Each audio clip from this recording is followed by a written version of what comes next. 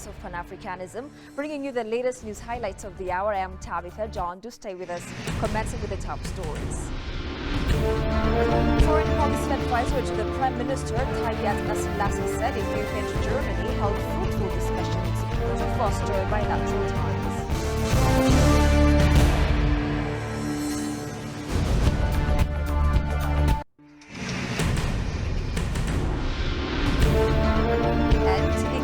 Seeks assistance of partners while addressing refugee crisis.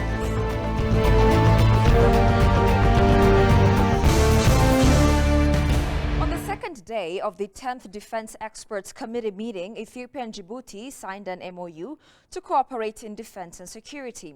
The 10th Ethiopia-Djibouti Defense Experts Joint Committee meeting is being held aimed at enhancing cooperation in the defense and security areas. An Ethiopian military delegation led by Brigadier General Teshome Annagaw is participating in the meeting underway in Djibouti. On the sidelines of the meeting, Brigadier General Teshome Annagaw held discussions with his Djiboutian counterpart, Taher Ali Mohammed, on bilateral issues of mutual concern.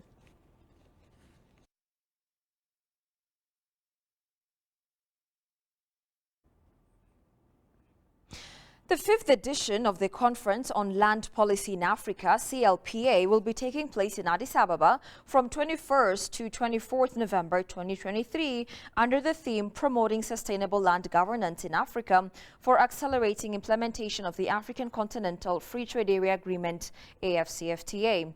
CLPA is co-organized by the Government of Ethiopia and the African Land Policy Center, a joint initiative of the United Nations Economic Commission for Africa, ECA, the African Union Commission, AUC, and the African Development Bank. Participants include experts from government, academia, research, traditional authorities, and other non-state actors, the private sector, and development partners.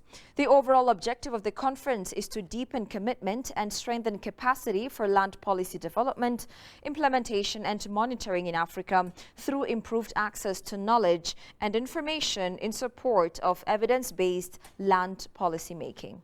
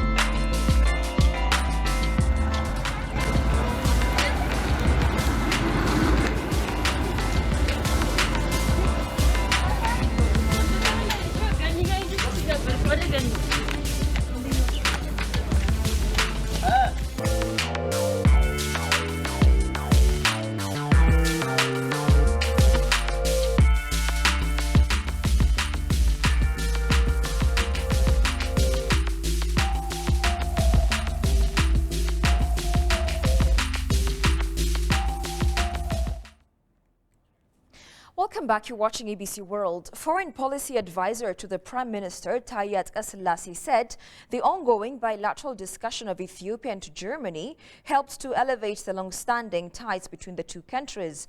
The ambassador also stated that the two countries have deliberated on the potentials of debt restructuring for Ethiopia and other developing nations. Goshu Melliso has more.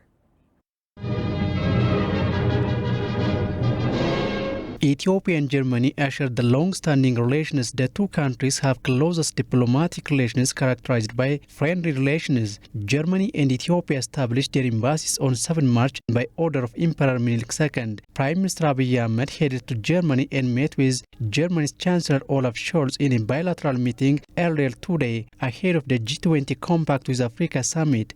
Upon his arrival, the Chancellor accorded warm welcome to the Prime Minister. Foreign policy advisor to the Prime Minister Taye Atskasillase said the bilateral discussion between Prime Minister Abiy Ahmed and Chancellor Olaf Scholz have been fruitful to bolster the existing bilateral relations between Ethiopia and Germany.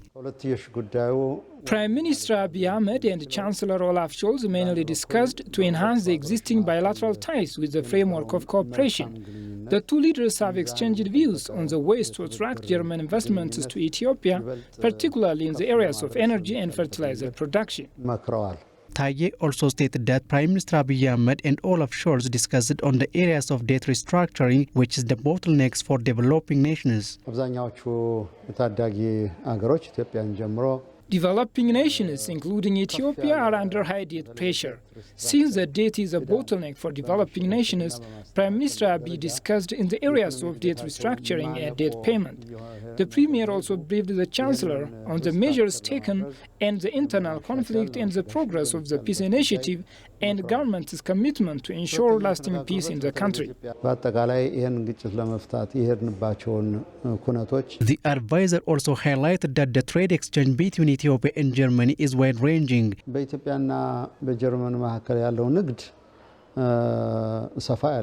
The trade relation between Ethiopia and Germany is extensive, and fruitful discussions have been held to enhance the trade ties.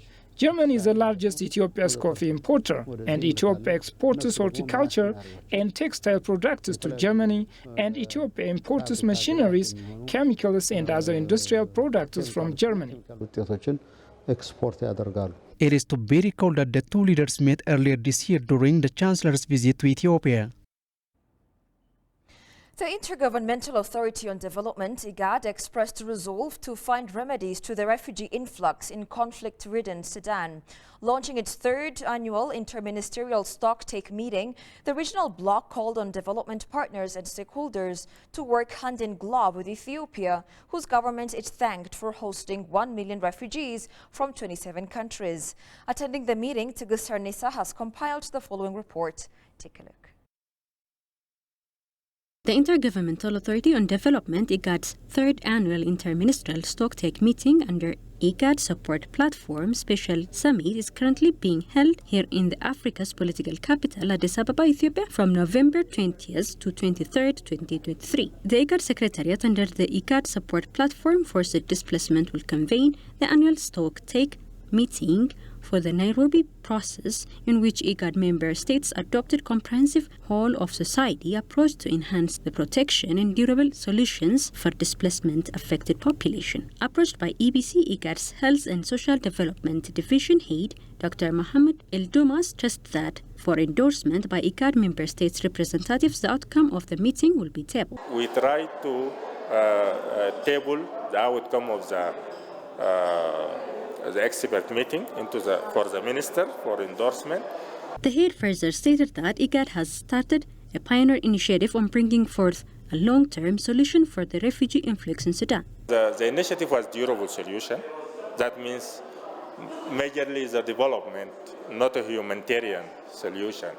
But as you mentioned, due to the current conflict in Sudan, now I think the humanitarian, it becomes the prevail situation, and IGAD trying to have, based on the durable solution strategy, that we have to have an early solution.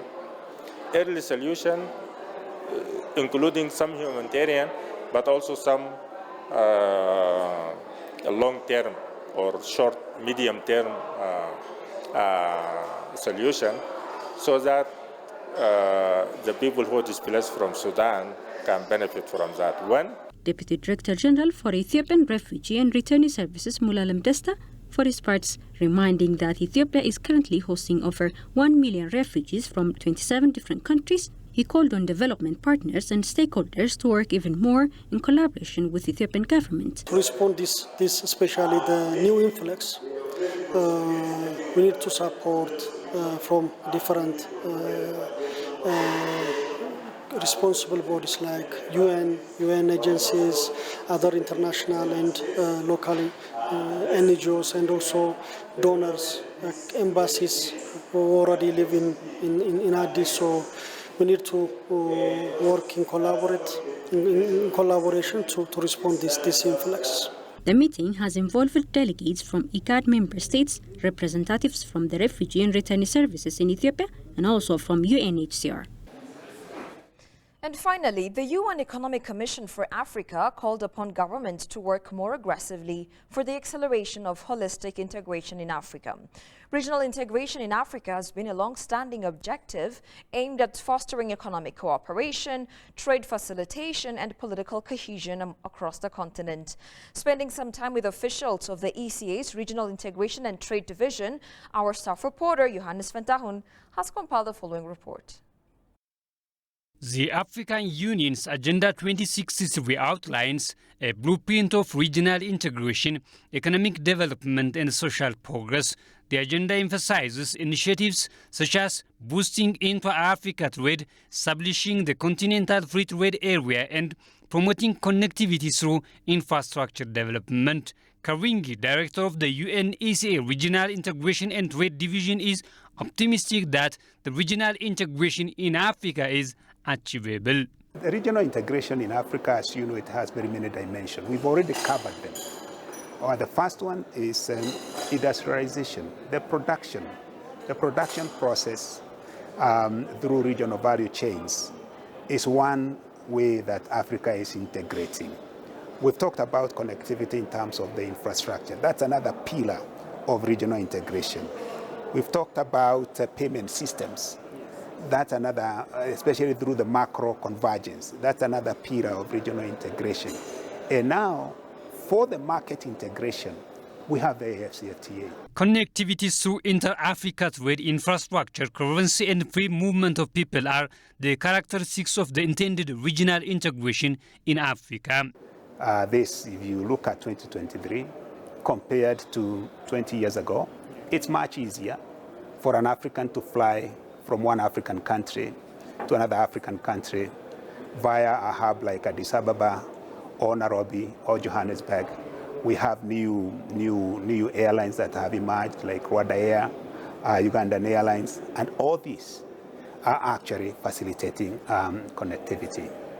In terms of the road density, there has been a lot of progress. Most of the missing links in the Trans-African Highway, a lot of them have been fixed. That's why today you can drive from Addis Ababa to Nairobi through Moyale, because the road is complete. And there is also a lot of infrastructure development through corridor development that is taking place, say from Ethiopia to South Sudan, or from Kenya to South Sudan. And you see this both in all the regions within the continent. So that is happening, but we are not yet there. Regarding the economic development of the continent, financing the economy with internal resources is one thing that governments and continental and regional bodies have been blamed of. We know that those grants are under certain conditions. Sometimes they compromise even our continental sovereignty, member states' sovereignty and the like. So, is there any way that this conference suggests African member states use their domestic finances for their own economic development? On financing and focusing on external financing, again, the issue here is that if you really look at data, the outflows in terms of financing from Africa and the inflows in terms of financing to Africa, you would see that the outflows can actually outpace the inflows. And that is why my focus is on countries doing what is necessary to improve domestic revenue mobilization in the countries, but also to improve the quality of the use of the resources mobilized. And in doing that, I mean blocking leakages that happen through illicit flows. That's 90 billion, over 90 billion annually, the ones we measure. And then also sustainable borrowing, so that we're not borrowing for consumption and then ending up spending 74 billion US dollars on debt service costs only. And then also trying to improve the macroeconomic environment. Well, dear viewers, that's all we had for this hour's news edition. I'm Tabitha John. Thank you for watching. Have a good time.